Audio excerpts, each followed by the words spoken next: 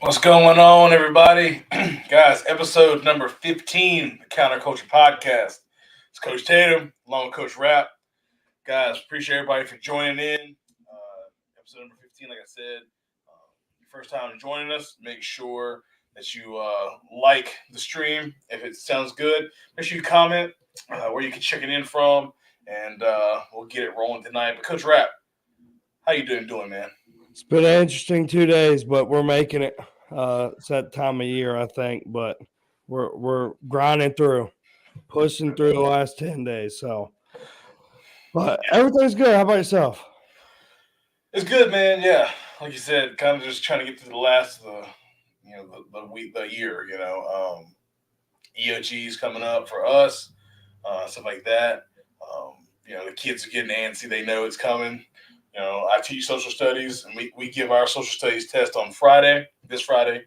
So they're I know as soon as we give that test, they care less about history. Right. They already don't. So, so from there on, it'll be kind of a free-for-all, kind of getting them ready for that math and reading deal. But, yeah, man, end of the year is here. But as I tell a lot of people, the end of the year just means the beginning of the year for us coaches. Right. Nothing really changes for us. But guys, again, if you're checking us out, if you're hanging out with us, make sure you comment where you're at, where you're coming from. But we also have a guest, our favorite guest to come on the podcast. That's right, Coach Austin Trotter, the man, the myth, the legend. What's going on, Coach? What's going on? Get a little light in here. There you go. Hey, let the light reflect off of the skull. There you go. I'm blind the camera here in a second. There you go. But yeah, guys, today we're going to talk about play calling. Everything kind of goes along with that. I'm sure we'll maybe you might jump into some call sheets. I have mine pulled up. We'll talk about signals, wristbands, or if you just yell it out from the sideline, however you communicate your plays. We'll kind of talk about everything that goes into that, whether you're a box guy or a sideline guy. We'll kind of hop into all those things. But yeah, Coach Trotter, how you been doing, man? Doing pretty good. Wrapping up the school year for us. Most of our guys are done. Friday is graduation for us, and last week most of them finished up exams, so they're off doing their own thing until we get started up June 3rd. On that good schedule. That's what I'm saying. When do y'all go back? Or when do y'all August start the year? I guess I should say. Yeah, it's August 9th. I believe it's the first day. That's a pretty good deal. We were talking about doing it, like trying to go back earlier, but I guess it's like a state thing, and some districts just said like we don't care. We're gonna go back when we want. But I mean, I think for us, mandatory practice being August 1st, it'd be nice and not have to worry about kids getting rides and all that stuff. I mean, it does help early season, with that stuff for us. The only problem is if you're trying to do scrimmages and stuff, and some people are like, hey, let's scrimmage at 10 o'clock in the morning. I'm like, oh yeah, we've been in school for a week. I can't. Or, hey, let's scrimmage at 5 o'clock. And I'm like, I don't have buses available yet, guys. Sorry, I got to wait till after, afternoon runs are done so I can get a bus. Right. So, yeah, I know a lot of people that are outside of coaching are like, this is awful, and they're trying to find babysitting for their kids that maybe they have smaller kids having to go back to work sooner than they thought. And I'm just kind of sitting over here like, well, I'd be here anyway. Plus, it helps with the freshman class coming in. You can kind of see the new kids that are coming into the building, so it kind of alleviates having to wait to cut off that who can join the team until the freshmen, a couple weeks into the season, to the school year or whatever you want to call it. All right. How do y'all handle that? Like, how do y'all handle the freshman that doesn't come until school starts? You let them play, or what do you do? You better have a very, very good reason because, all of them have the information as to when we start. And, you start, again, with us, obviously August 9th is not that big of a deal compared to some places that, at the end of the month. But we need you there, so you can go ahead and get all your days in and start doing everything. So unless you got a really, really good reason behind it, yeah, we're probably not going to let you at that point. Yeah. You're probably not a player if you're waiting till that long. Either one, you're lazy or turd, or you're not a dude. So you're not. You're just kind of playing. But sometimes you can find some diamonds. That maybe you can try to grow. So we usually do like the first week or two into the start of school for freshmen. If you're not a freshman, then no, you've known, and Right. there are no excuses. You should have been with us, regardless. So Yeah, that's my thing. Like, I'll take freshmen, just because we ain't got a lot of guys as it is. If it's a difference, especially linemen, dude, I'll take freshman linemen. Like 2-3 weeks into school, if they don't know who I am, to come talk before that. But I mean, I'll take freshmen the first week or two of school, just because we struggle. Not struggle in the sense of like not being able to do it, but JV numbers are tough for us. So if that means we can play a couple extra JV games, we're going to do it. Obviously, it's tough because you get them late, they don't know anything, all that stuff. So you're having to teach all that. But I try. I'll try and take them. We'll see what happens, at least, as long as they got a physical and all that stuff done. We ain't going to sit around and wait for them to get a physical. But if it's a kid who just didn't know or says they don't know or whatever the case is, a lot of the time we'll do it. I mean, with us, we have a built-in middle school, so it's a little bit different. Those kids know. We've sent that information out to them, and Right. very few are. Now, if you're at a traditional public school and you got kids that transfer in, that's a whole different deal. Right. Or they're coming from not in your area and moving in, may not know the date, especially freshmen who don't understand the start dates a lot of times. Yeah, I mean, you got to take it on a case-by-case basis. I mean, having a hard and fast rule for any of this stuff never works out well in the end. So, Right. with any of our stuff, I always tell guys, look, I take stuff on a case-by-case basis. Yeah. Yeah. Coach Cannon says very rare. There's a reasonable enough. They all have that info at start dates.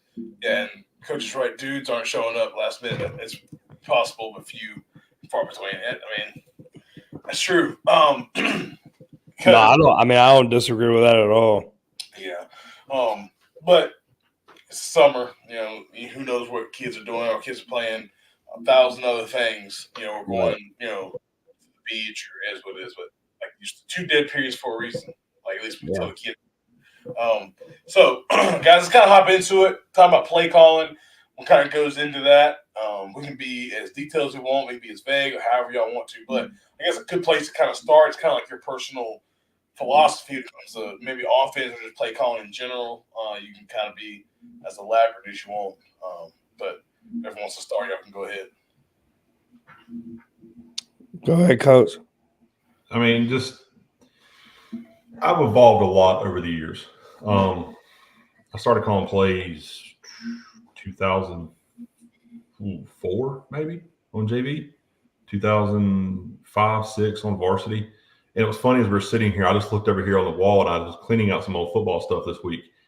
And I just pulled out a call sheet from 2008. I want to tell you guys something. Okay.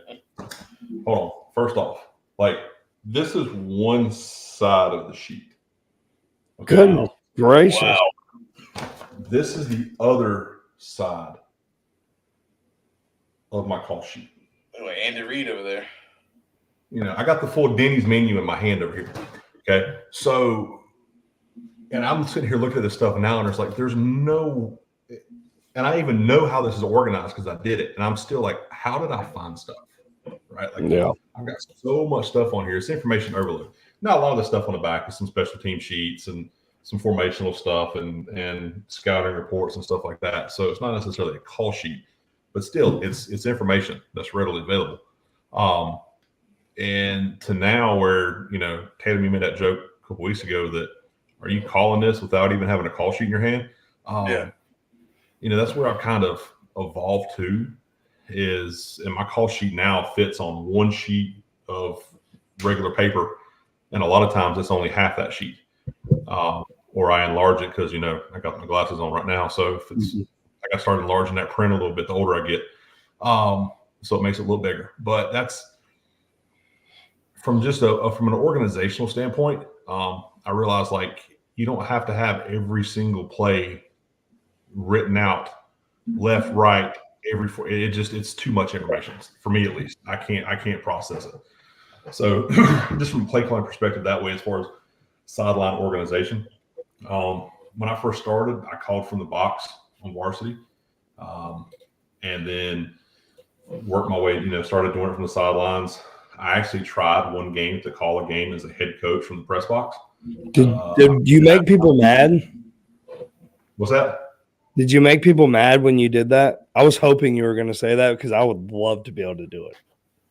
So the reason I did it, and this was because it was back during the spring season, and my daughter had been sent home from school because she was literally 5 feet 11 inches her desk from the kid in front of her, and he had COVID.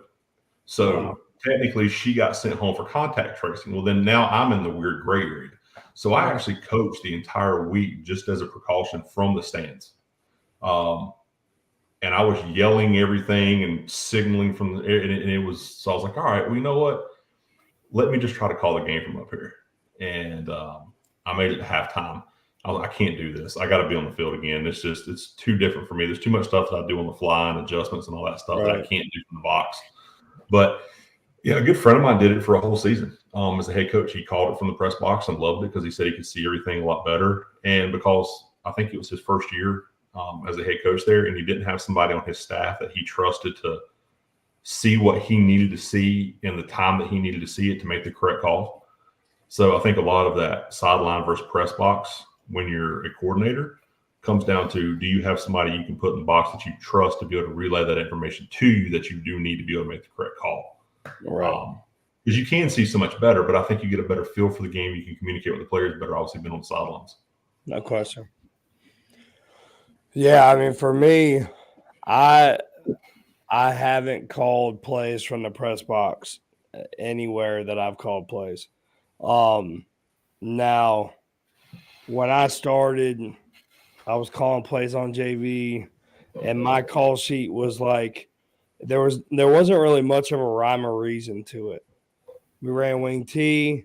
I tried to do it based on like packages and stuff like that, and it was okay, but I still found myself kind of searching for stuff. The way I do it now is I have like all of our personnel groupings and stuff like that. And then I have 10 ready to call plays on there that may be a little bit longer, a little bit wordier, or maybe something like game plan wise that I know I like that week, so I can just hit it as soon as I jump in that package. And then it kind of acts as like a script a little bit in a sense. And I know we talked about kind of scripting plays before, but it gives me an idea of stuff that I saw on film that when we line up in X formation, I want to be able to see if they're doing exactly what I saw on film. And then now I know, okay, I got these however many plays that I know I can get to, and they should be pretty good for us. But yeah, I mean, one of the things that's been tough for me is trying to figure out somebody to be in the press box for me. My guy who the guy who understands the offense the most, other than me, is my offensive line coach.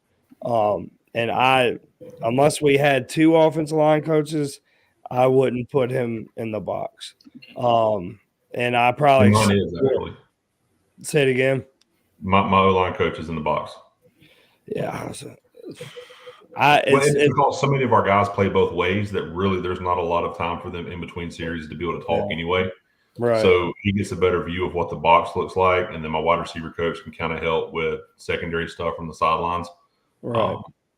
And it's just the only thing I really need him to look for is that opposite side field corner is pretty much the only thing that we have to have secondary wise for my O-line coach to look at. Right.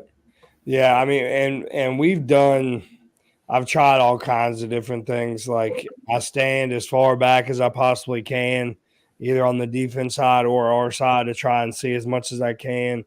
My offensive line coach signals for us or has signaled for us the past 2 years. And my running back coach and my offensive line coach are going to signal this year. So I've always been a signal guy. That's what I know.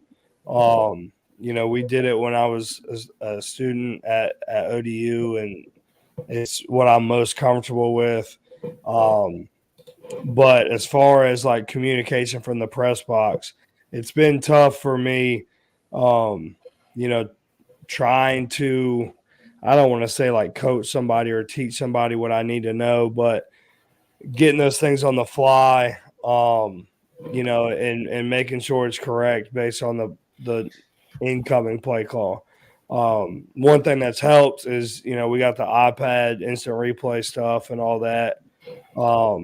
But a lot of the time during the game, I'm not necessarily watching it like as the drive is going on. So, that part I think has limited us a little bit. Started to kind of been able to talk to my quarterback a little bit more, the more comfortable he's gotten in an offense, and ask more questions from him or to him, I guess I should say, about the other side of the field and stuff like that. But I mean, I'm sure if you watched our film, we probably don't go like formation away from our sideline very often. Just because unless there's something that like I know I want to see to the other side or whatever the case is. So I was like kind of thinking about the idea last year of going in the press box and obviously wound up not doing it. But yeah, I mean it's been interesting trying to get everything going to where me and the guys in the press box are on the same page. But I got a new guy that's going to go up there this year, so I think it'll be better. Yeah, I've never been in the box during a game in my career. I mean, I'm an offensive line coach. I mean, it is what it is. I've never. When I call plays, I'm down on the sideline, so with my guys. So being in the box, like obviously you go up there, you watch film from a sideline view. You can be like, hey, that I can see a lot better. So you know that hey, this would technically be better if I was calling it. I just never been in that position, and Right. I don't know. I think it would be very strange for me. I thought some of my guys would come to the sideline and ask questions for me to answer that because we have that relationship and kind of like that second language that we speak together. Maybe kind of trying to find me and ask me those questions, and people be like, "What the heck is he talking about?" Right. So definitely being on the sideline is for me a lot better. But I guess if I wasn't coaching offensive line, I could be up in the box. But it is what it is. Talk about. But I was gonna say, like when I first started coaching, my Friday night job, my first whatever 3-4 years was I was the guy in the box already. So, I wasn't on the sidelines. I wasn't coaching, a position on the sidelines during the games. It was all right. You're the guy in the box for offense. And so I guess it was kind of just more natural for me just to stay up there since I had already been up there for so long. And then when I took calling plays, I was coaching receivers. So it wasn't like I necessarily needed to be on the sidelines for it. I could just relay everything I needed to.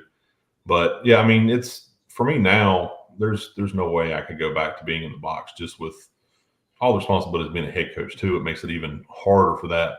But even as a coordinator, when I got back into coaching, that I tried it and I was like, nope, I need to be on the sidelines. There's just too much that I need to be able to communicate out. So I know people like being in the box because you kind of get separated from the emotion of it. But for me, I need to be down in there in it.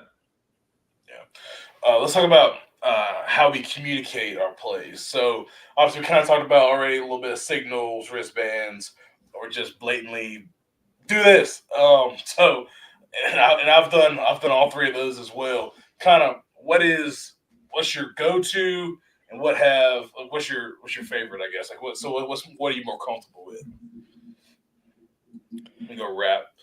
For us, I've done wristbands. I think we talked about this at one point a while ago. I tried to do wristbands when I first got back to Perquimans, and it was easy for the kids. It was hard on me. Oh yeah. Because I couldn't find a way to lay out the call sheet with the wristband to be able to have it the way that I wanted so I could easily find play calls. Like, I think I told this story before. Like, we were in the first game of the year. It was right before half. We got the ball back, driving down the field, and we hit a couple big plays. We're on like the 15-yard line going in, and I think we're out of timeouts. Had less than a minute left, and I'm like trying to find play calls. Everybody says you're 1-2 play calls ahead, and I mean, I'm a believer in that. I agree, but I'm trying to find stuff to be able to call it out based on the wristband, and I'm just like scrambling. It looked like my call sheet was just a bunch of letters, and it made no words. So I've done it like that to where everything is wristband.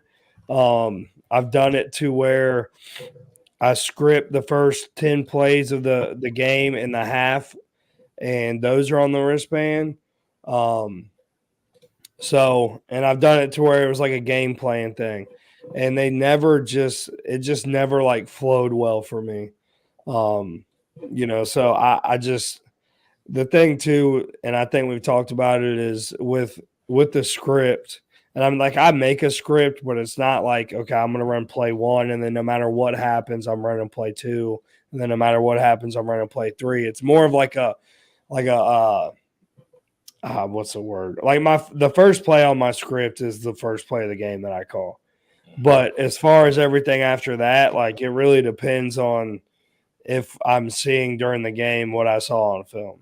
So, I've been signals. I feel like we're actually running out of signals for like different shifts and motions and stuff like that. Like, I feel like there's only so many things that you can do with your hands. Yeah, I mean, it's just been the easiest thing for me. Like, I'll call the play, signals it in, and we roll. So, it's what I'm most comfortable with. And I think, as far as the kids are concerned, they're going to learn what you teach them.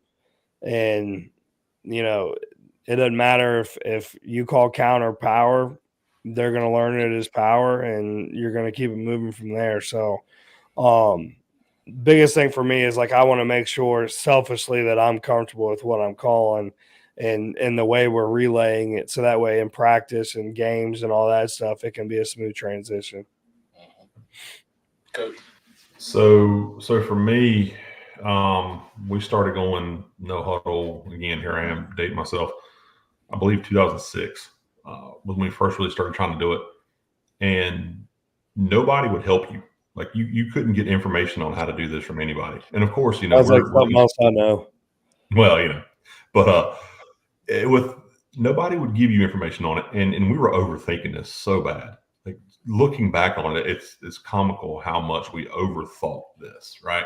Like, I went and I found a book that, like, somebody had written, I can't remember what it was now, on it, and it was just complete, just basic knowledge that I'm like, I really just should have come up with this on my own. But the first year we did it, again, you saw the call sheets that I'm working off of here. So we gave all the skill guys wristbands, right? And then they were numbered columns. Okay, so you had 1 through 10, 11 through 20, however it went. Well, each one of them had 4 plays with a different color, right? So if I wanted to run, and the reason I remember this is it's 7G, 7 green was always power right. We never changed it. So we had a guy, our running back coach, would stand on the sidelines with a giant whiteboard, and he would literally pull a Sharpie out of his pocket and write 7G on the board and hold it up. Okay. And that's what we used for the entire season until we played a game in the rain and realized that the expo markers did not write on the whiteboard in the rain. And we had no backup plan for it. So from that point, I started yelling what we were calling, right? So moving forward, then we started having, and the wristbands would just say whatever. Well, then we got creative. Okay, we're gonna put a code name for the play, and we can change the code names every week if we wanted to. We could outsmart everybody. So I could yell out hammer. Well, hammer this week could be this play, and hammer next week could be a different play. And they just got to look at their wristband. Well, then the guys started trying to figure out, well, why do we not just keep hammer the same every week so I don't have to keep doing this every play, right? Right. So, we evolved over the years of different things. We've had it to where, like my last 2 years that I was at Lake Norman calling plays, we had our running back coach would signal in the play to the skill guys. Our line coach would then signal in the blocking scheme to the O-line. And he would also signal in if there was any motions that dictated the snap, because back then our center called the cadence. So, it was, if he had to snap it on like a jet motion timing type snap, he had to know that. So he would have to signal that in as well.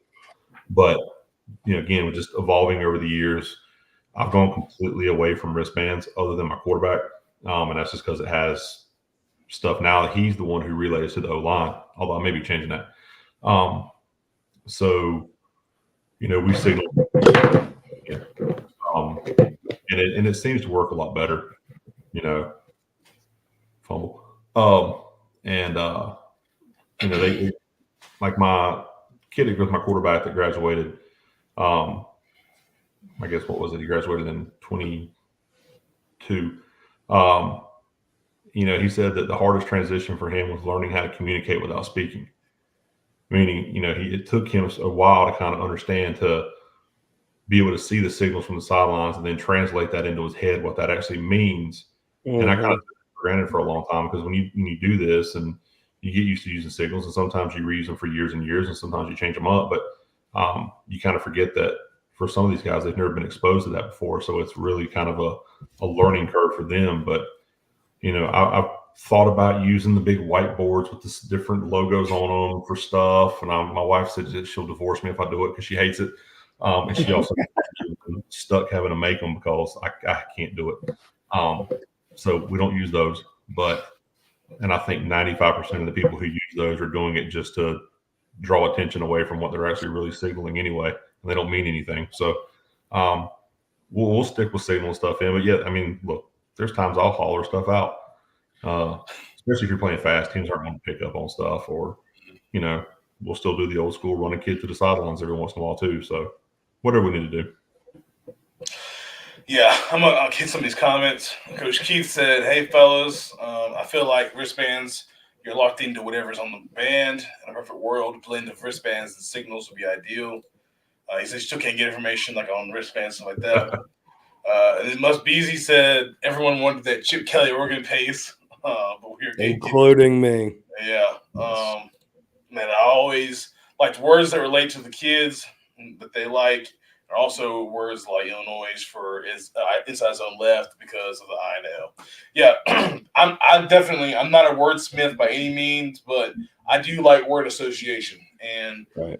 Anytime you can kind of have your kids maybe take some ownership in it, or at least you collaborate for it, it can be really good. For myself, I guess, like I always got to say, I've been in all of them, and I've seen it really, really good, and I've seen it not as good.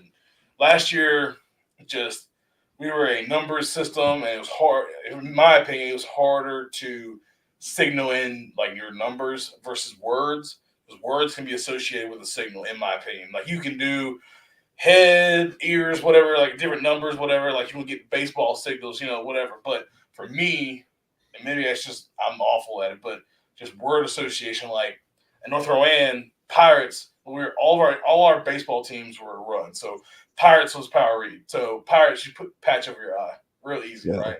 So you just keep it rolling like that. But so we huddled and kind of just either sit a kid out or just yell it to the quarterback, the play call. But ideally, I am a signals guy, because like I would signal all this stuff in. I'm going to share my screen because I have some stuff I want to show. Just because my mentor, when I first started coming up in coaching, he was head of wristband system, and it was very, very elaborate. So last year, this is what we kind of went with the JV. It's just your cell, and you got your different colors: black, red, green, blue, 0 through 9, and you can kind of the JVOC can just be like, hey, blue 9, right? They know they're running 99, which for us was 4 verts. So, and then all these other numbers that mean things. So we would go through right here. So formation and whatever the play call was, he knows he could just give a color or a number, right? So here, this is the elaborate thing. So my late mentor Cecil Mitchell, he was a engineer and he was a Excel guru, and he had this very large document that would change if he went to this master, and he could change any cell and would change each one of these cards like instantly. So, and this is one of the greatest things I've ever seen. I never like it's crazy. So, we would tell each player what they were doing individually on every single play. Yeah. So, that's nothing revolutionary, but to get to that point where, hey, you could literally just change it up. Like, and the kids have no clue. All they need to know is concept. Like, hey, like drive on here. Drive was just a drive block, right? Push left, push right. It's like a down block for us. Then you pulls, but that has all your routes. Kids don't need to know concepts. They just need to know, hey, what do I got on red 4 at X? Run block. All right, I'm blocking this dude, right? So that's what they would do. And then for the Q, I'm gonna go here. The QB, his wristband looked like Madden, right? He had exactly what the play was. He could see it, and he could roll, and he knew exactly what was going on every play. And he could swap these out, and the quarterback would never know. He's just playing Madden, pretty much, right? And we would color the different routes for what was read and do stuff like that, and put little things on it, and yeah. So that's what we did, and the kids loved it because they didn't have to learn that much. They just had to learn what to do instead of whole concepts, which right or wrong is what it is. So I wanted to go ahead and I wanted to share that real quick. But yeah, sorry, Coach Keith, I cannot share that. I'm sorry. Sorry. It was given to me, and not that it's super groundbreaking, but it's sentimental. So, but yeah, that wristband is that document is crazy. That's how I tried to do it too. There was a guy that, God, I can't. It was Coaching Time Savers or something like that. Same concept where you could go in and put in your entire offense, and then you typed in what everybody did, printed a band for them, and I don't know, man. I couldn't do it. Like the idea is phenomenal. Yeah. Like, well, Coach Mitchell was a single man who had all the time in the world, and so he made that document like when he used to coach semi-pro ball, and he did the same thing with those guys, and so he was just tweak it and adapt it, and but again goes to the same thing about what is one of the main things that people will tell you about wristbands: cutting them out, putting them in bands, washing the bands. It's just an extra level of something that you have to do as a coach. And if you have a guy that wants to do that, that's perfect. Awesome, do it. Yeah. But if you don't have time to do that, especially if you teach or you have a full-time job and it's tough to do that, and it might not be worth it to you. So the other thing that was tough for me is like the year that we did that, I had a kid that I'd put in the backfield, I'd put in the slot, I'd put outside, and I'm like, am I going to give this dude 3 wristbands to wear? Like, and I move guys around a lot, and obviously the ones that can understand the entire concept and stuff like that and are able to learn multiple positions. But like if we got a guy and I need to get that guy the ball, it's a lot tougher if we're wearing wristbands, in my opinion, especially something like that where they're not learning the concept. Yeah. And what I did is I had the quarterback had the entire play call. Everybody else had their responsibility. And then like pass protection was tough too, because I was like, okay, are we going to put like man side or slide side, or are we going to put like, we're going to guess what the defense is going to be in kind of thing. So that part was tough. And that was another reason why I got out of it. And, I wanted, especially a quarterback, like I want to teach them football. You know what I mean? Like I want to make sure that he's learning football, not just what he needs to know. So it was tough. It was something I battled with for a long time, and then we wound up making the change from wristbands to signals going into week 2, and we had to start over. Mm-hmm. Well, one thing I'll say, and you say all the different wristbands, and I have old film I could go try and find that we had in the 4 years I coached with him. I think we had probably maybe 5 guys that were like, if you got their third wristband, you were a dude. Like you could do whatever, you could do anything, right? And so what we would do is like then we got the ones that would flip open because we only had the single ones, right? So we have 3. But the ones that would flip open, and we have guys that would have multiple cards, and they could literally just pull it out, flip it over. They went to a new position, and like it had their name, and it had like what position it was. But you had to have guys that were very, took pay attention and knew, hey, I'm going to X right now. Boom. Okay. X is down here at the bottom. Maybe Z's at the top. And then maybe H is like on the top. And then if you need to flip them out, hey, flip one in, flip one out. And it definitely was a practice thing as well. Like, yeah, it took some time, but only the best of the best because they could do it. Right. You're not putting a freshman kid in there. Hey, here's 2 wristbands. No. Right. Yeah. It was like last year for us with JV. I had individual wristbands made for the receivers, for that reason. Because again, JV, those guys, we're trying to get as many kids reps in the game as we can. Also we're still trying to be competitive, but the whole point for me of JV is getting guys reps. So, it could be that kid who only got 3 team reps in practice that week.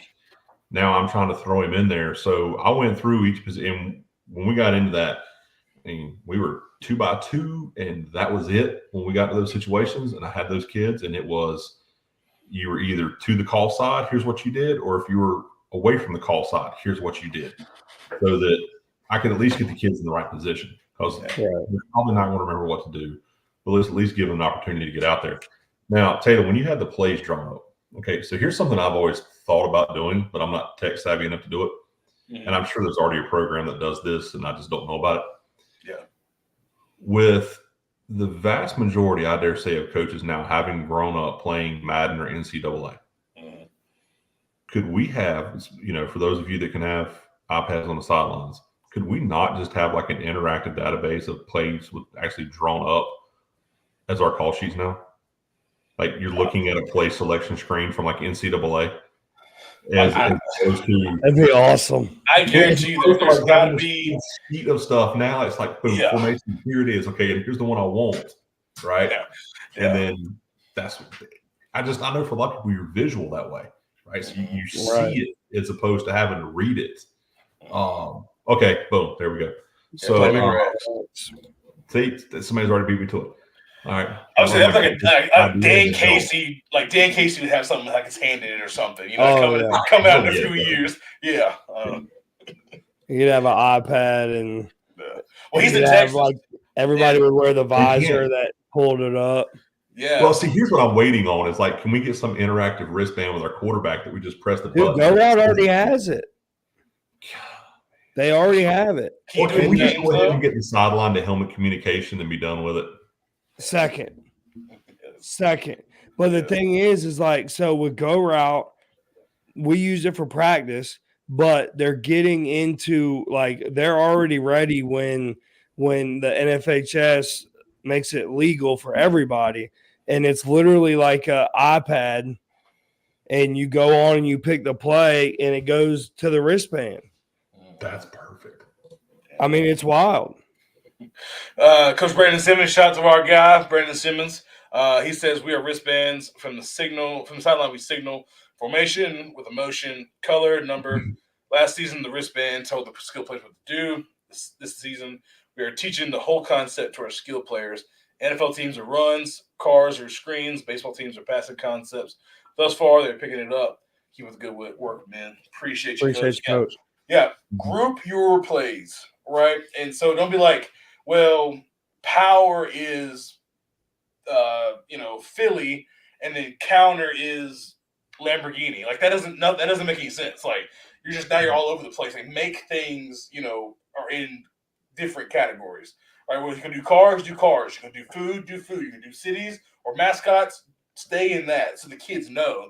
Because in North, we were like MLB teams were runs, NBA teams were pass protections, and NFL teams were screens.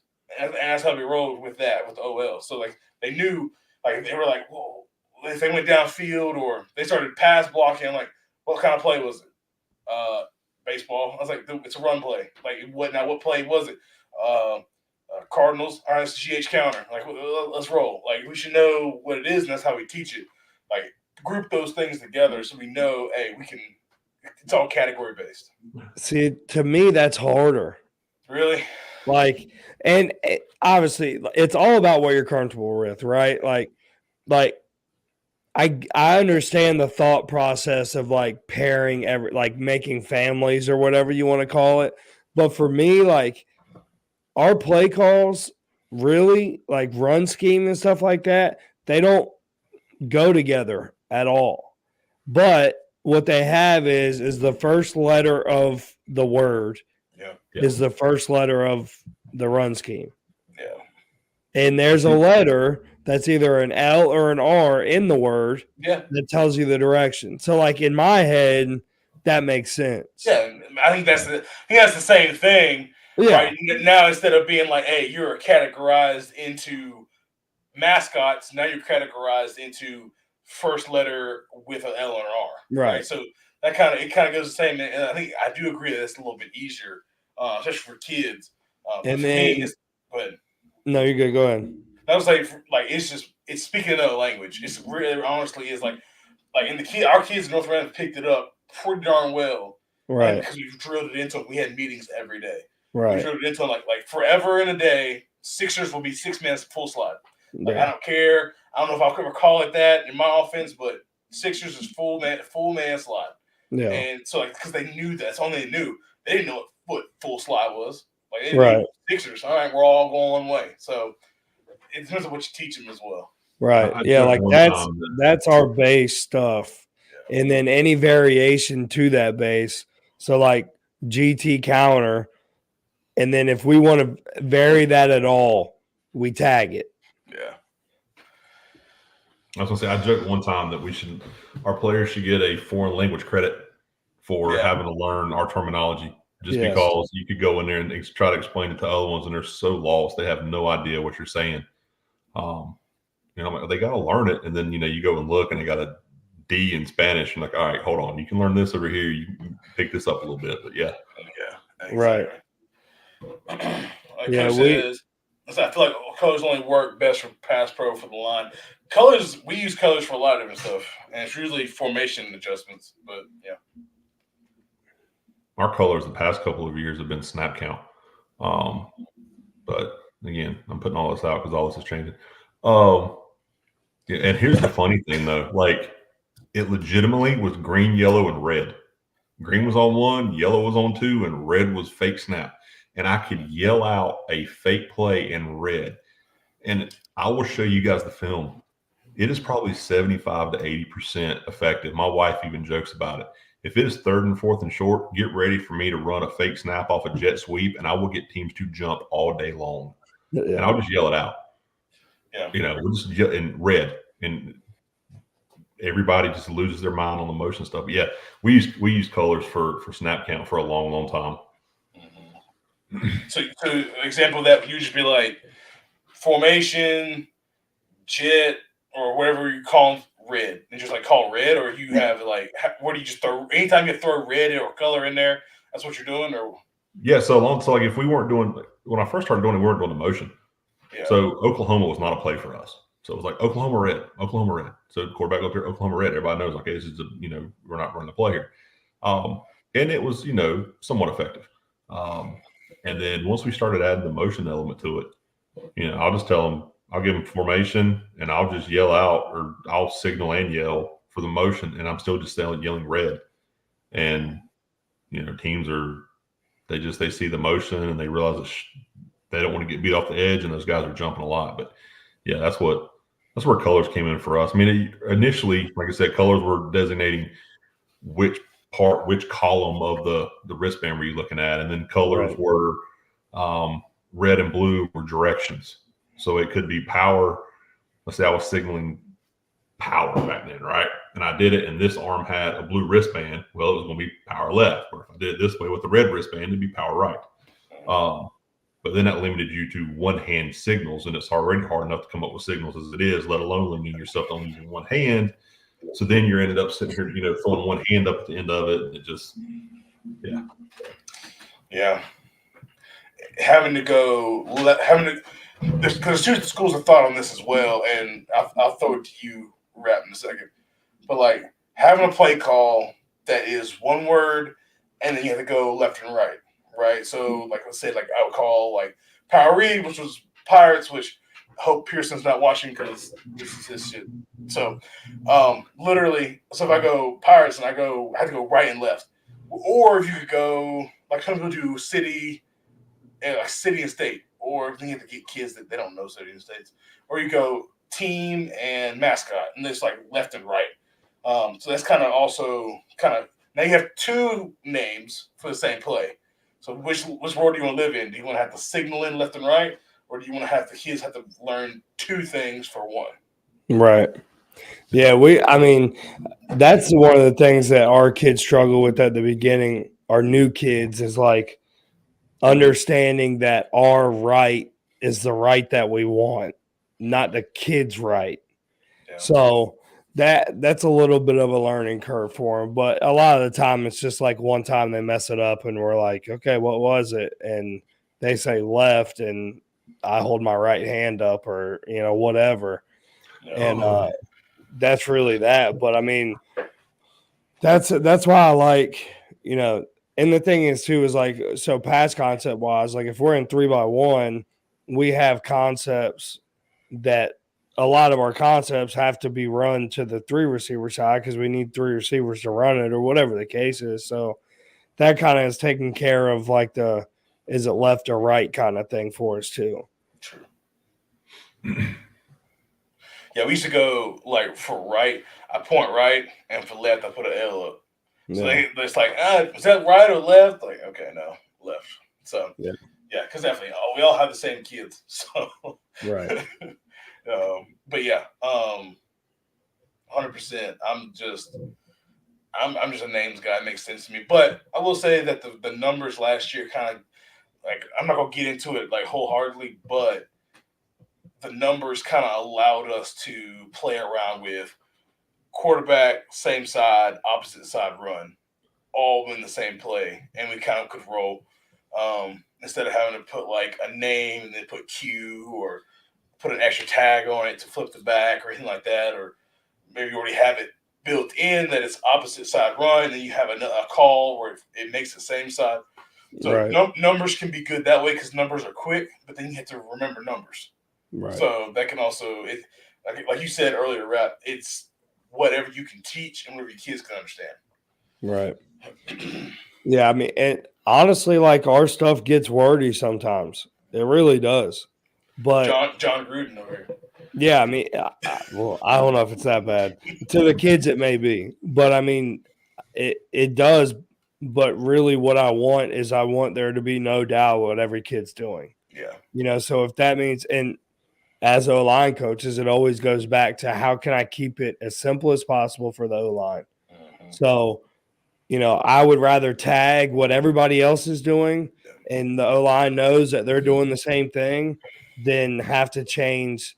Like I remember you talked, I can't remember if it was last week or not, when you were saying like same as, or, like that's great. There's no doubt. But I would love to just be able to make it the same call instead of saying same as, and then tell the other people what to do.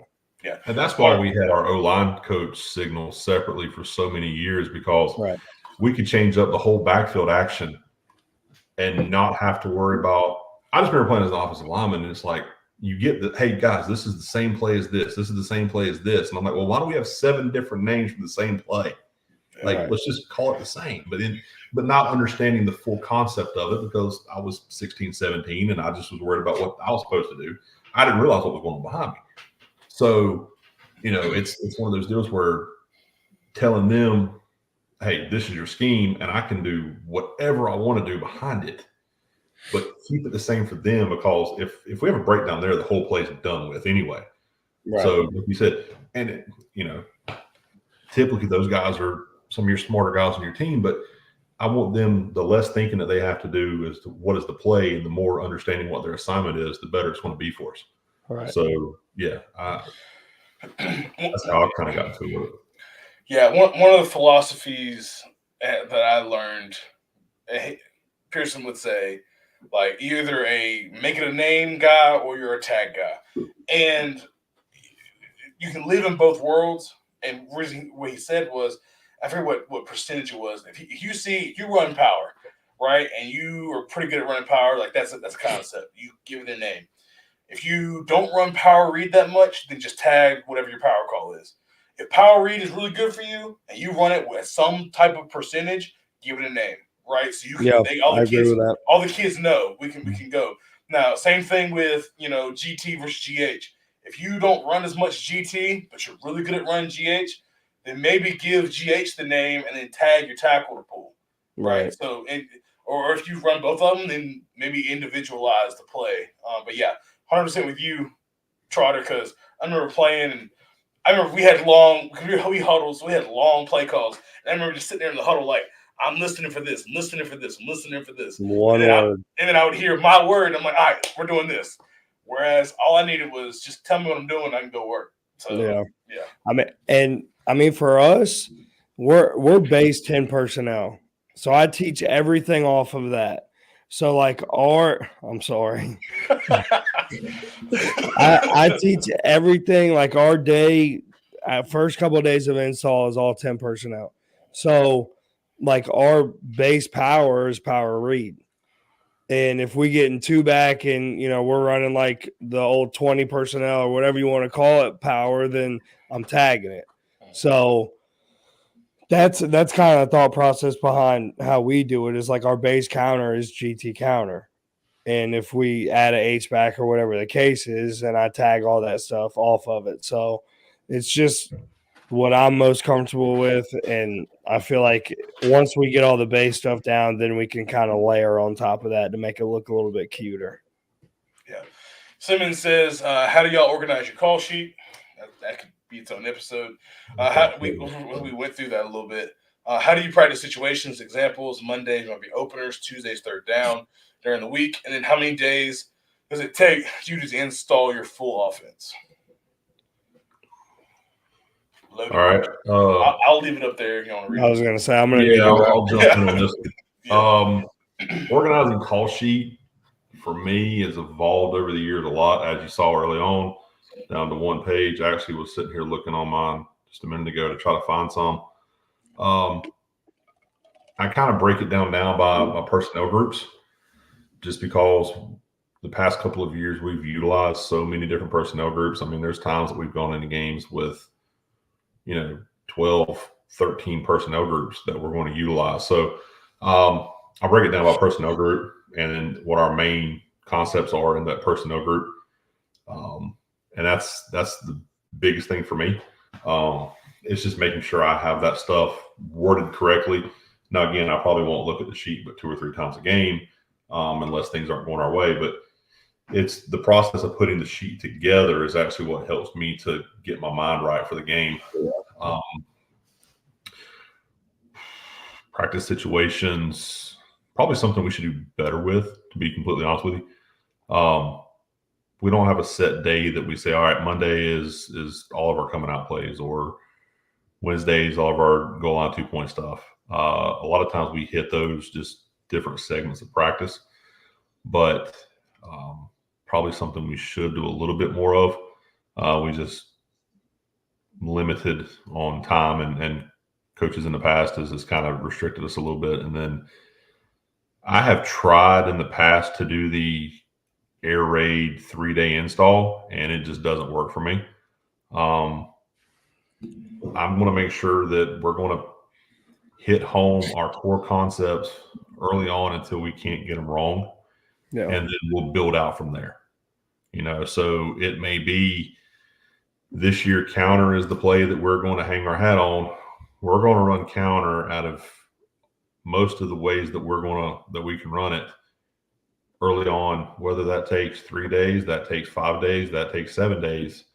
We're going to run it as much as we have to until we get to where I feel that we're proficient with it. The same with our core pass concepts. There are some concepts that take up a lot of your time because of timing or just certain ways that play may work, that I don't feel comfortable. Well, we did it Monday. I'm not going to come back and I'm not going to run that play again until Thursday. I can't do that.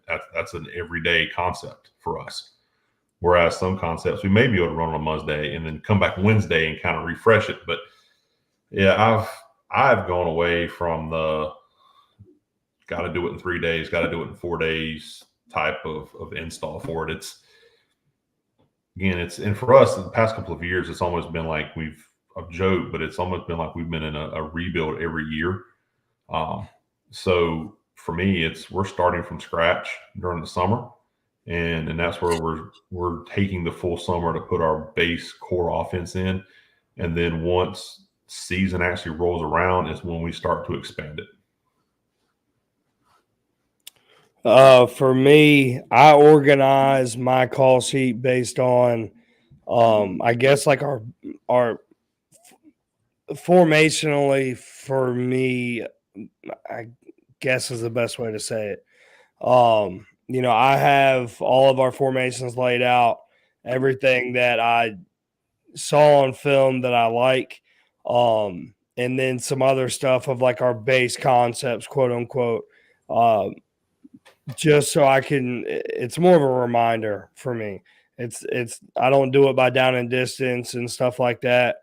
It's just never been great for me because I've always thought like, okay, it's 2nd and 10 or whatever the down and distance may be. If they don't line up the way I'm expecting them to, now what?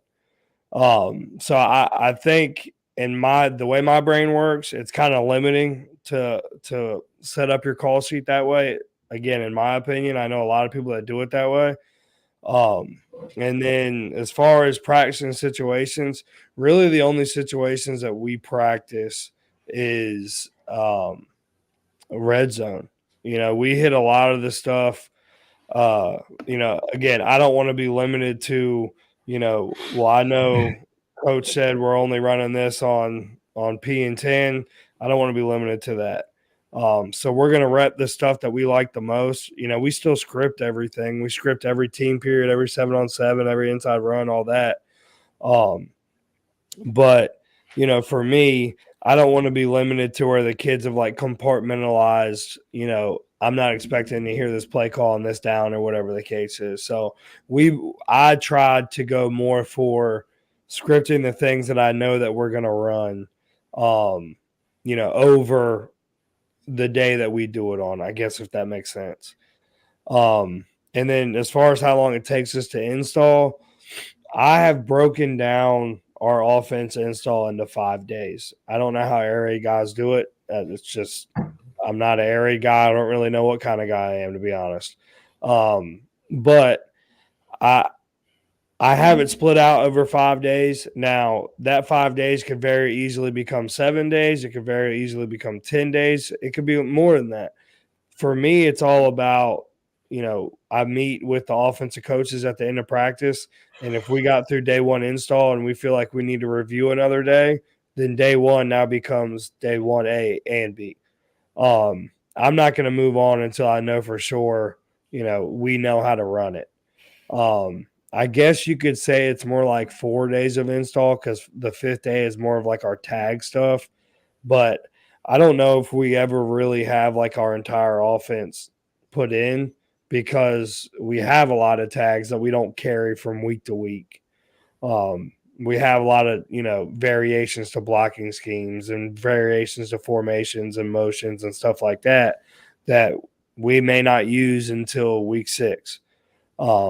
So that's kind of how I do things. And the biggest thing for us is making sure that the kids understand the previous day's install or that day's install before we move on to adding anything else. And it's worked for us fairly well. Like we only got through I think 3 days of install in the spring, but I install everything. We install in the spring, we install at the beginning of the summer, and then we install the first official day of practice. So the kids that are there are going to hear it 3 times. Yeah, for me, I guess it depends. Like it depends on like what the numbers look like. Depends on who's there, all those type of things. But like whatever your bread and butter is. I mean, anybody would say it's a safe place to start. And kind of I prefer let's teach like power. 'Cause they call it power, right?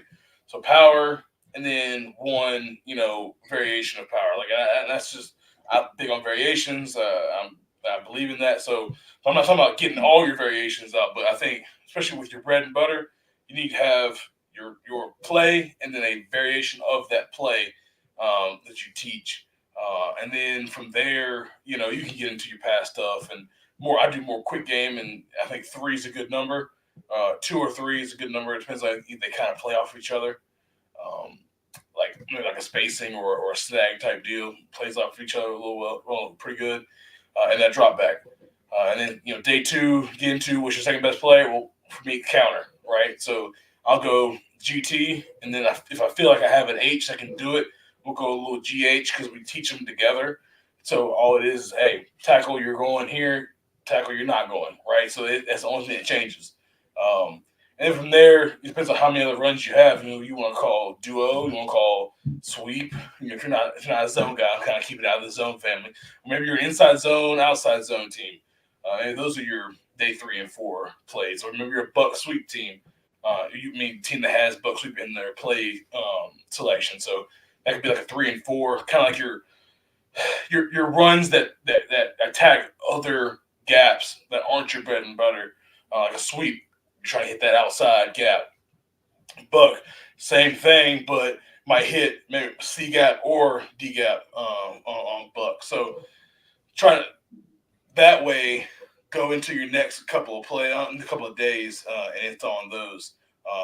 And then I keep pass pro pretty darn simple. I mean, it's full, half, and sprint. So, and then that's 3 right there. So, and hit one of them twice. Probably half. Running it over 2 days. And then you kind of just can sprinkle in, hey, what can you guys handle? Hey, like Coach Rapp said, hey, we aren't doing great on this concept pass-wise. All right, well, we're not moving on. Let's keep repping this. But I do agree with what they said, not moving off, like not doing, hey, we are only doing power on Mondays. We're only doing counter on Tuesdays. We're only doing this on Wednesdays. I know Mitch Johnson is probably going to come up here and he's going to be pretty mad, but it is what it is. Like, it works for him, doesn't work for everybody. But yeah, find out what works for your kids. Find out what works for your personality as well. What works for you, right? And everything has to be, necessarily, hey, can the kids do it? Hey, can I teach it, right? And can the kids respond to it? If you can't teach it, doesn't matter if it's the easiest thing on the earth for the kids to learn. They're not going to learn it, right? So can you what fits in your kind of schedule, and then what you're doing for spring ball. And then I guess during the week, Monday we worry about us. We're not worried about what's the defense trying to give us. We're about us. Like what do we need to get better at? What do we not do last week?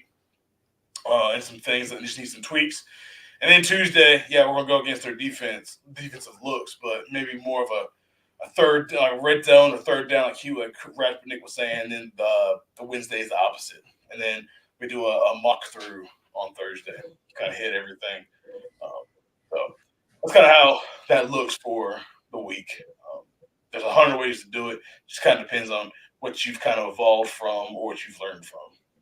Appreciate him asking that question. All right, so I got a question for y'all. Do you guys script your first 15 plays, Bill Walsh type stuff? Do you have, like when I first started, the head coach that I worked for, he was really big on it. He's like, we need to script the first 15 plays. We need to see as many different formations. How are they going to line up to it? Is it the same thing that we have on film? We need to see motions. How do they adjust that? And he wanted all that stuff within the first 15 plays, so to speak. And we were pretty, strict as far as still hitting those. Since I've kind of been on my own, I don't do that anymore, but I know a lot of people still like it. They still believe in doing all that. And I'm just kind of curious as to what everybody's thoughts are. For me, I have like 10 to 12 a lot of the time. And I kind of have that same thought process as I want to give them as many formations as I can. And and I want to see how they're going to line up to different things. I want to see how they handle motion.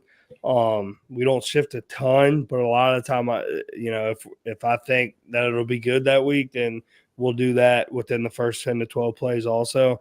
I mean, really, like the way my script works a lot of the time, the first play of every game, the majority of the time is going to be like some kind of run scheme with RPO, trying to be right, no matter what,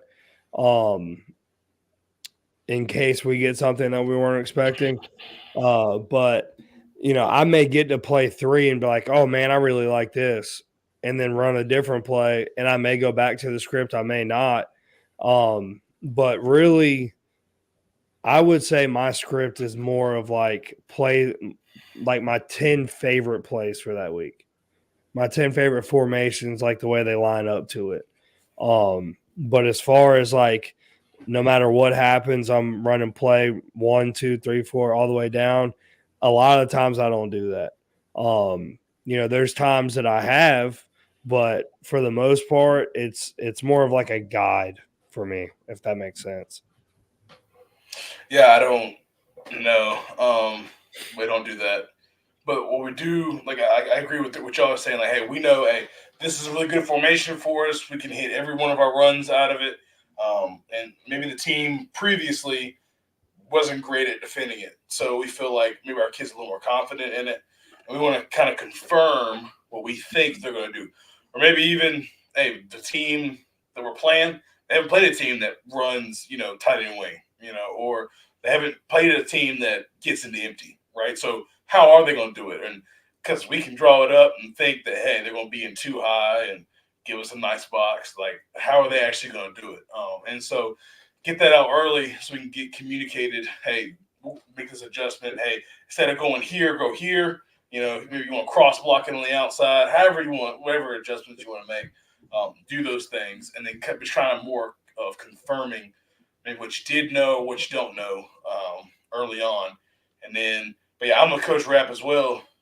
Have your favorite plays. Like, hey, I know, hey, this group of plays over here, call it scripted or whatever. These are the ones that I know, hey, these are going to get us yards when we need them, and we can go to them if I need to. But, hey, this is where we'll go off our call sheet over here, whether it be down in distance, whether it be by formation, whether it be by area of the field, and go off that way. But scripting like, hey, 15, and, hey, we just ran, play 4, and net play is, 3rd and 1, but play 5, hey, it's empty, 5 birds. Like, no. Yeah. Like, so, not calling them in a line. But yeah.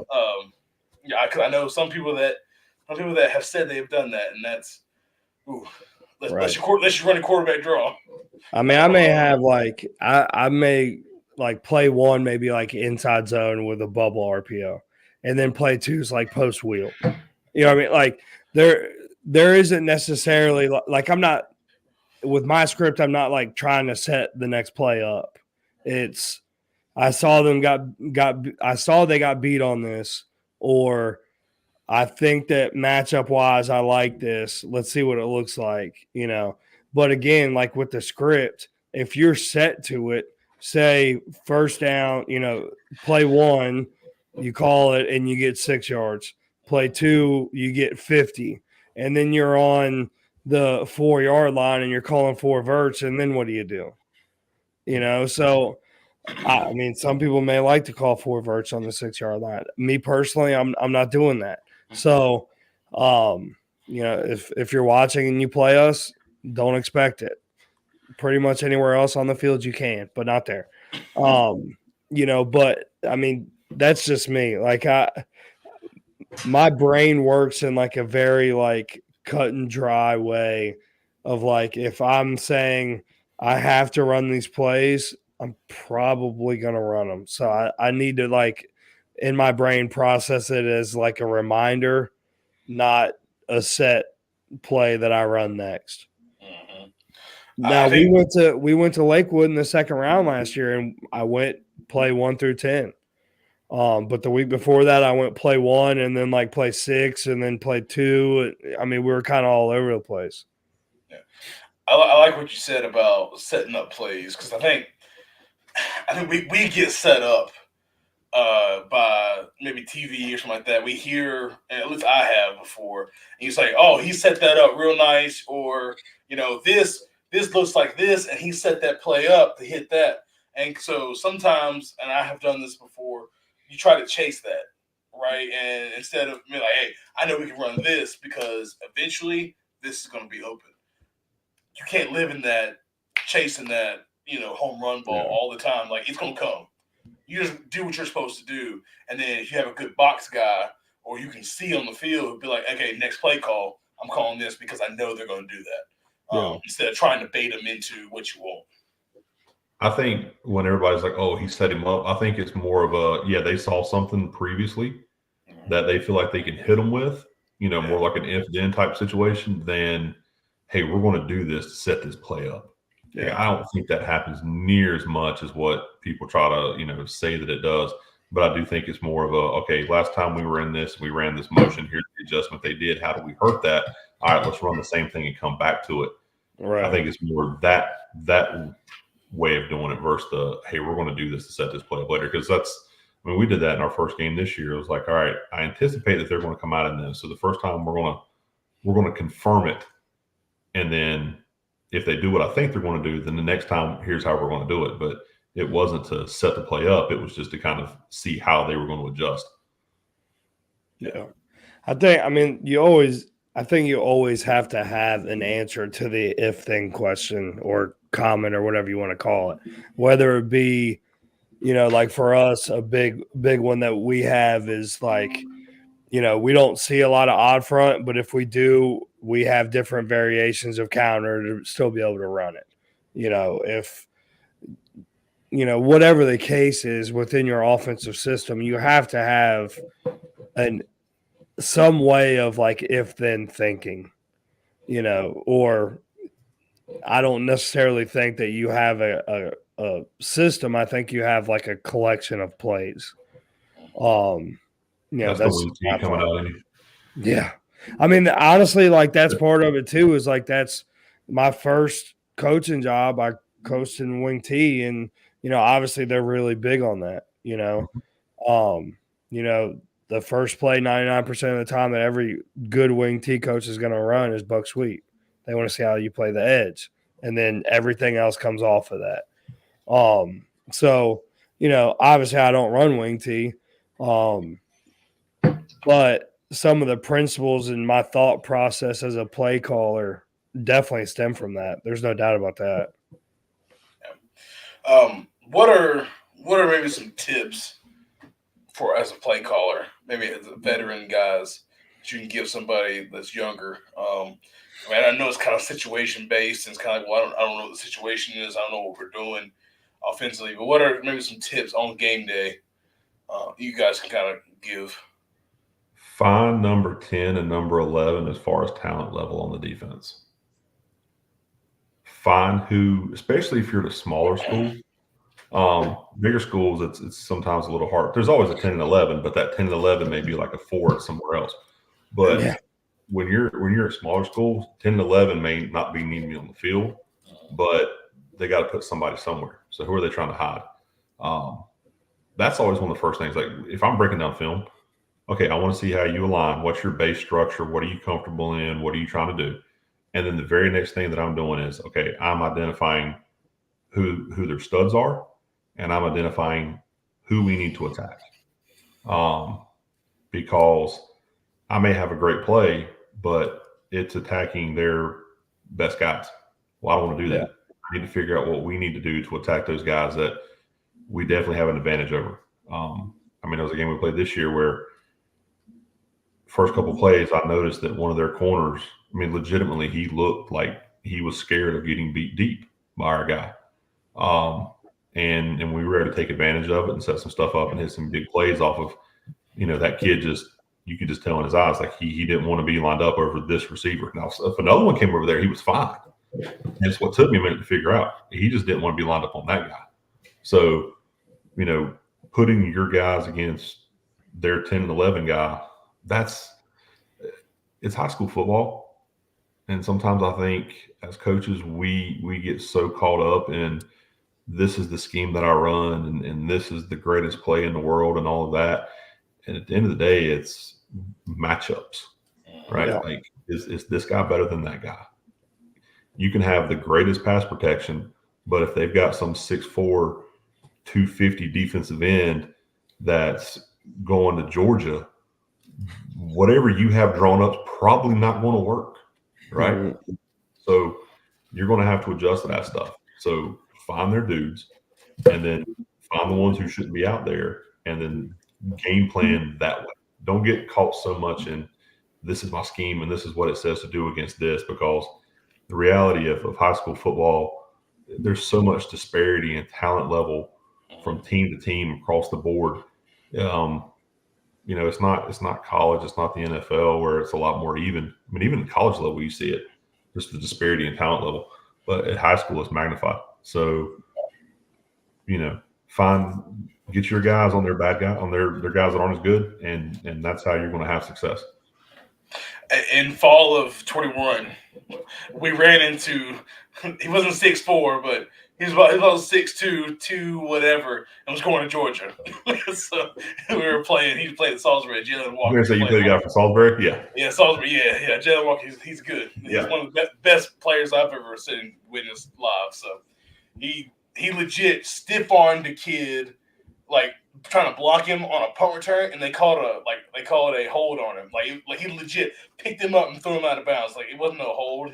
Our kid got messed up. But yeah, dude was different.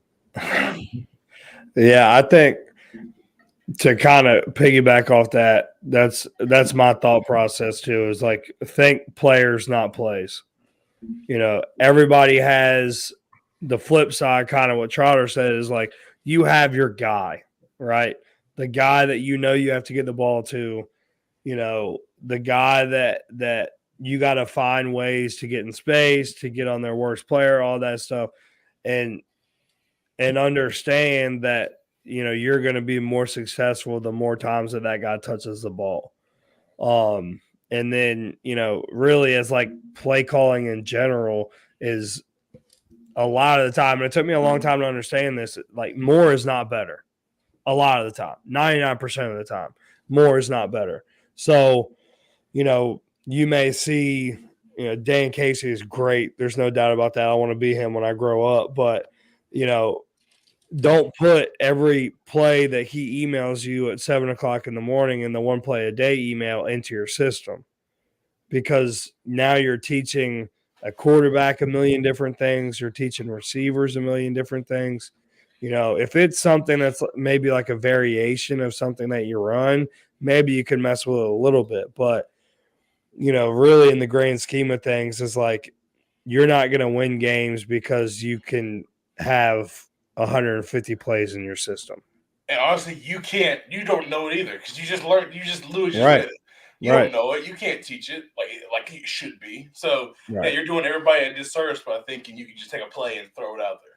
Well, that too, and the clip that you get was that, the other team, did they just happen to catch them? Did the other team align wrong? Were they, whatever, busted coverage? Sometimes plays look good when they hit, but it's more so because of something the other side didn't do correctly versus what is actually good about the play. We've all have those where it's like, man, this play looks great because when they align just like this and then they do this play works every time. But when they don't do that, then we're dead in the water. And that may be one time a game. Yep. But I completely agree. Like you got to. I know people say, they'll talk about balance and getting 5 guys the ball and, spreading out your touches. But I had a dude at running back last year. Like, I ain't gonna lie. The kid was a stud. He was 5'6" and 185 pounds and ran a probably mid 4.6s. Okay. But I gave him the ball as much as he could handle it. And sometimes I think there was one game he carried the ball over 40 times that game. Right. There's a reason he rushed for 2,400 yards this year. But I don't have that guy this year. I'm trying to find who those guys are.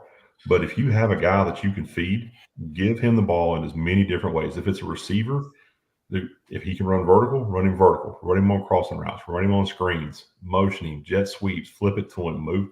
If he's a guy that can do it, motion him to the backfield. Give him a couple carries. But build off your guys. Like it really is. Don't get so caught up. And I heard, and this isn't a knock on any system because I love Mike Leach, I love the air raid. But when you have systems where it's like, okay, here's this concept and here's the progression, and it's always 1 to 2 to 3 to 4 to 5, which we're never getting to 4 and 5 in high school. But shoot, a lot of time ain't getting to 3. The progression, my progression says I need to throw this guy. Well, this guy may be your number 4 option, right? Whereas I need to get the ball to my number 1 option. Okay.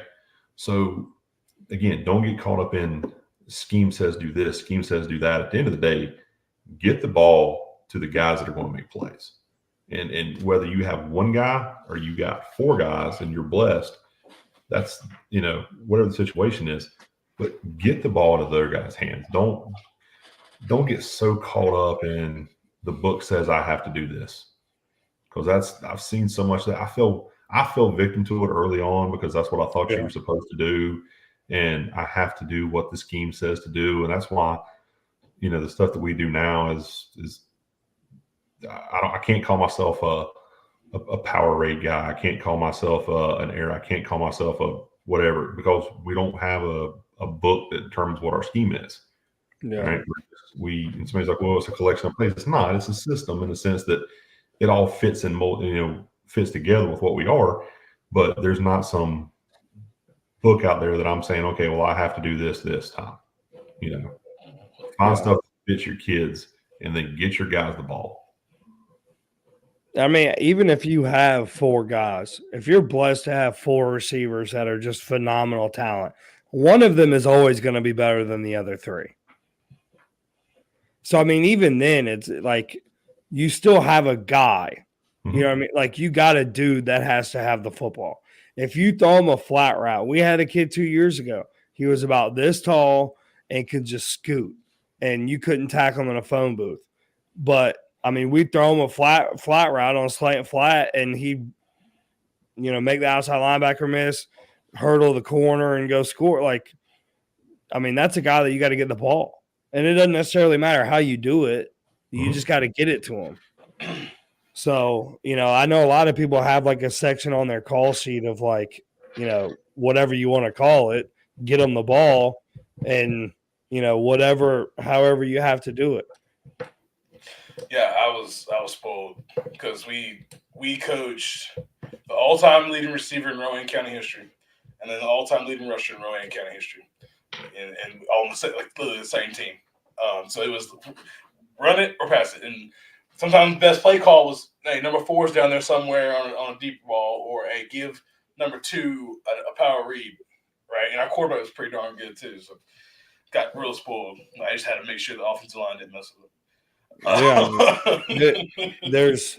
There's so many different ways of looking at it. You know what I mean? Like, I'm a big scheme guy. It's a lot of fun to see all this stuff that, the way that the game is evolving and all that stuff. I love it. But at the end of the day, get your guy the ball and don't get in the way. Just don't mess it up. Well, if anybody has any other questions, please drop in the chat. Rap, Trotter, got anything you want to kind of touch on before we get to the fun stuff? I'm good. Yeah, I mean, that's all really everything I can think of. We kind of hit everything, and like I don't really know, like you can't really get into it unless you like sat down and watched film, so that not the time really. I don't have a whiteboard behind me right now, so I can't start drawing stuff up. So exactly, yeah. Draw it on the window, man. I did it one time. Hey, I like those. Like as you've watched, like Urban Meyer was on like Big Ten Network, whatever. He had like the clear board. With that was sweet. Yeah, those are cool boards, but yeah, good old whiteboard with a black marker. But yeah, no, I had to. We played somewhere a couple of years ago, and they didn't have a whiteboard in the locker room, so I had to take all the kids in the bathroom and draw it on the mirror. Make it happen, man. I left it there. Did y'all win? I think so. I just put a W. Check. I didn't leave it there on purpose. I kind of felt bad. We were like on the way home, and I was like, "Dang, I didn't erase that." But That's classic right there. you gotta do what you gotta do. Hey man, I got to. All right, Rap, it's your turn for the question of the week. All right. So obviously, we all live in North Carolina, so you can't answer that. If you could live anywhere in the world, where is it? Anywhere in the world. Money, none of that is an issue. Would you like for me to answer first? Sure. I'll go. Okay. My wife would say I would pick Charleston. Just because that's our good spot. Got a good buddy that lives down there. And not city Charleston, like out on one of the little waterways in the marsh and all that with the long little walkway pier. And that would be hard to turn down. Or for me to, and I'm not necessarily stay, it's more just kind of, I'd like to get back to the mountains, maybe. Get back up there, secluded somewhere out in the middle of, again, both of them are nobody around me is the common theme here. I don't want people where I can, well, that's not the window, but I can look through another window and see in my neighbor's house. So I don't want to be able to do that anymore. I want to be where I can look and not see anybody. So yeah, that's mine. Yeah, I guess mine's a little elaborate. So like, quick story. Every day on my Promethean board in the room in my classroom, I'll have. What is a Promethean board? Yeah, I have no idea. You have a Promethean board. Basically, it's a big old TV, but it does other things. And like the county provides them. I don't have the county provides them, but it's huge. Hey, tell them you lost yours, and then just bring it to me. Yeah, it literally wheels around. Yeah. I think I know what you're talking about. We don't get those. I think some of the teachers do, but I don't. Forsyth County it's a pretty darn big county, so yeah, we all have them. So on my Promethean, I just pull up, just Google and go to YouTube, and I watch Scenic Relaxation. It's a YouTube channel, and it has all these countries, all these different places you do it. It's just like drone shots, just like soaring through. Yeah. Anyway, so watch that a lot. So I guess two schools of thought, whether it be somewhere tropical or somewhere like what Trotter's saying, like mountains, like scenic, right? So if it was tropical, definitely like one of the South Pacific islands, like Fiji, American Samoa. Like it's extremely beautiful out there, and it's smaller, and the people are great. Like I've known three Samoans in my life, and all three of them were dope. So they say that everybody's like them. So definitely could live around them. Or I have to say like Iceland. Like I like the cold, so that doesn't bother me. But definitely like the scene, whether it be a volcano or the black sand beaches or the glaciers or just anything else that's really like landscape, that Iceland has things that most other parts of the world don't have. So yeah, definitely probably one of those two places. Coach said Charleston, but I will say real quick before you go, because I can't believe I didn't even say this initially. It would probably be Alaska, because that's where me and my wife went on our honeymoon. Took a cruise up from Seattle up through the Inside Passes and all that. My cousin actually lives there and has lived there for probably 15 years, and they live in just a really, really remote village that you can only get to by seaplane most of the year. Wow. So awesome.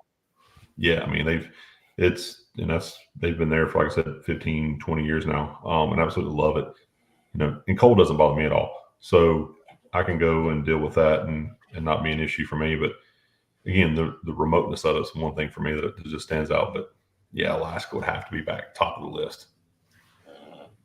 Yeah, so I went to Montana on vacation a couple of years ago, and it was gorgeous. Absolutely beautiful. From somebody who has never been, I mean, I've been to like places that have mountains, but like never really like went for an extended period of time. But I do not handle the cold well. So I'm going Key West, Florida. Pretty safe answer, but tarpon fishing, bone fishing, all that stuff for me. Gotcha. Hey man, Florida ain't a bad option. No Yeah, I income mean, tax. There you just Yeah. like the water and all, yeah, Key West, Florida. Sign me up. I'm there. Disney. Not Disney. Absolutely not Opposite of the Disney. state on that one. No. So my wife is a huge Disney person. Huge, right? Can sing every song, knows every movie. Yeah.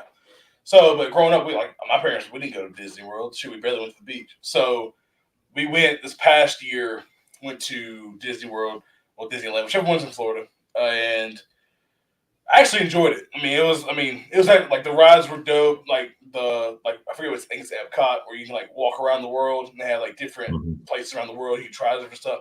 That stuff was cool. Now the childish stuff, yeah, it gets old. But I love the state fair. I love fairs in general. So like a lot of people and crowds don't bother me. So that didn't. It was what it is. But yeah, I thought it was gonna be lame, and it ended up being a good time. But definitely not number one on my list of where to go. But Now, okay, let me make sure that we're not confusing Key West with anything else involving that Florida. hey. I was gonna say nothing to the post show, but hey, roll with it. Like, hold on one second. I'm going to show you something here because we're really not anywhere near the same part of the state. Like, this is the It's Florida nowhere that I near. want. There you This go. is the Florida that I want. Not Orlando where I'm getting my ankles tore up by strollers and stuff. Like, let's not confuse that. I got you. U.S. Go to Captain Tony's and be right there on the water. There you go. I've never been to Key West, but I want to go, and I think that I would just lay on the beach and fish all day. You can go get your picture taken with Mike Leach's stool. There I'm you in go. for that too. Yeah. One I've always said that one of my what I hope to achieve in life, and I hope he's not passed away by the time I can achieve it, is to go and fish with Jimmy Johnson down there, right? So Telling you, hey, can't just beat it. learn ball and yeah. We should just take a trip to Key West. See, now y'all are thinking like, man, that'd be a pretty good It's deal. actually, look, I've actually got it. My brother-in-law went down there not too long ago and loved it. And yeah, it's on my list to do. And I'm not a big beach person, I'll be honest with you. But it's on my list. Well, when you want to go to the beach, you get hurt. So Well, that's Yeah. exactly right. Yeah, it's always gonna get bad. There you go. there you go. I wouldn't But like it either if I was I'm you. here to fish all day long though. That's I'm perfectly content doing that. Yeah. Me and 100%. deep sea fishing, I did it one time, and then yeah, I can sit on the pier. Mm-hmm. Yep. I'm more of an inshore fishing guy also myself, but So I'm not as big of staying on the shore. Like I go on pier. Pier's dope, but staying on the shore and casting people around you, I don't know. I need me a little flats boat. Take me out. Somebody with a big pole just pointing out fish the whole time, casting at them. We were shore fishing one time and or surf fishing and just pulling in sharks left and right. And it was funny though because all the little kids were like wanting to run up, so we'd take them and hold them for them to come up and want to touch them and all that stuff. But then some of the moms started freaking out that there was that many sharks that we were pulling in from the surf right there. And I'm like, if you really knew how many were swimming around you anyway, Yeah. Hey, it's almost summer, guys. So subconsciously, we kind of wrapped it around to there. Yeah. Yep. We're all ready for it. Yeah. Yeah. 100%. Yeah. We in our staff meeting yesterday at the end of school, like our opener, or whatever you want to say, like staff opener was like at your table, like who's taking a vacation, and then we kind of like how we all calculated, how many miles collectively. And I work with a lady that's from India. She's going back to India this summer, so we won. But I was like, yeah, like everybody should have a plan for the summer. Put it during your dead week and go out and relax, man. That's right. Yeah. Well, guys, we're going to wrap up the podcast right here. I appreciate Coach Rapinick, as always, Coach Trotter for joining us for this episode. Appreciate you, Coach. Wealth of Oh, yeah. knowledge coming on and hanging out with us, man. I really appreciate it. But Coach Rapp, got anything for the folk before we let them go? Keep doing it for the kids. Keep learning. Heck yeah. Coach Trotter? Hey guys, just hey, no matter what happens, man, you got to stay positive, keep things in perspective, keep going, and you know, it's keep learning. Like you said, that's the biggest thing. No matter how long you've been doing this, keep learning. Yeah, I'm gonna throw it to a different note. Hey, they said everything that I would have said, but hey, coaches, at the end of the year, just keep swimming. Hey man, I had hit you with a Disney and Pixar reference. Just keep swimming. It's almost gone. It's almost summer. We can hit it. But yeah, Coach Magruder. Thanks guys, missed the live. Hey, come back. Yeah, definitely. It'll be available on the live tab on YouTube. Make sure you go and watch the whole thing. But yeah, but like I said, hey guys, just keep swimming. We'll get there. It's really like a couple weeks, 10 school days, whatever it is, 11, whatever it is. So. I'm like doing the Navy SEAL training where you got to push off the bottom of the pool. That's me right now. Just trying to keep your head above water. That's it. Yeah. 10 calendar days. There you go. Well, 9 now. Today was 10. Take it back. 9. We're single digits. Are you calendar days or are you school days? Calendar days. 9 days. We're the 31st is graduation. Gotcha. Yeah, our last day with kids is the 7th of June. So we're like 12 school days. So, yeah, it is what it is. But yeah, guys, check out the previous episodes. They're all really, really good.